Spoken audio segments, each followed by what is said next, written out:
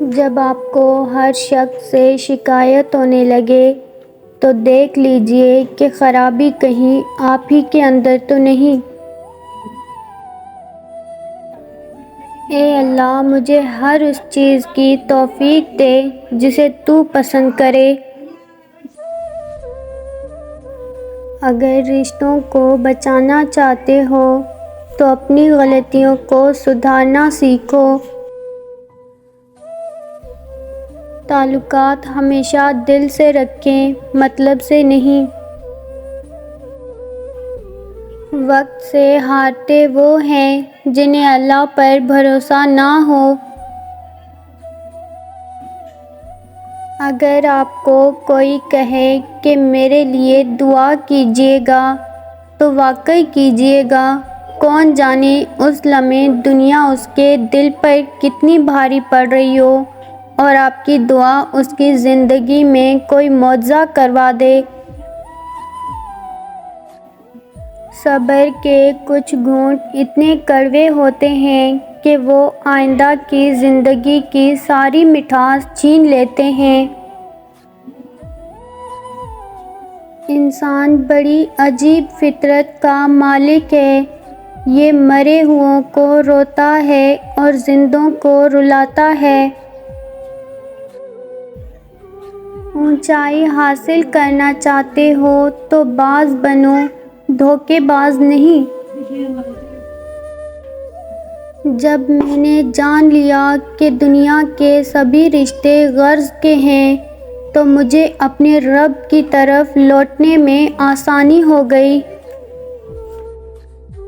سب سے بڑا وظیفہ غیبت کرنا چھوڑ دیں، دوسروں کی برائیاں پکڑنا چھوڑ دیں، دوسروں کا تذکرہ کرنا چھوڑ دیں، پھر تھوڑا سا عمل بھی بہت نفع دے گا انشاءاللہ۔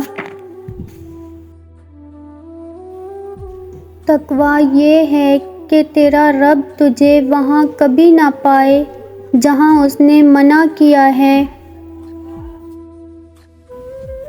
قسمت کا لکھا ہی اگر سب کچھ ہوتا تو اللہ کبھی ہمیں دعا کی توفیق نہیں دیتا۔ آگ لگانے والوں کو کیا خبر، رخ ہواؤں نے بدلا تو خاک وہ بھی ہوں گے۔ جمع کر دی گئی دولت کبھی ساتھ نہیں جاتی، لیکن دولت کمانے کے لیے اگر گناہ کیے ہیں تو وہ ضرور ساتھ جاتے ہیں۔ جس چیز کو تم غلطی سے خزانہ سمجھ رہے ہو، یعنی لذت دنیا کے خیال میں تم حقیقی خزانہ کو ہاتھ سے کھو رہے ہو۔ دنیا کا سب سے بڑا رزق رات کو توبہ کیے بغیر سونا ہے۔ جب عقل پر پردہ پڑ جائے تو سمجھانے والا آدمی سب سے برا لگنے لگتا ہے۔ خواہشات کے پاؤں چادر سے باہر نکل جائیں تو پھر سکون نصیب نہیں ہوتا۔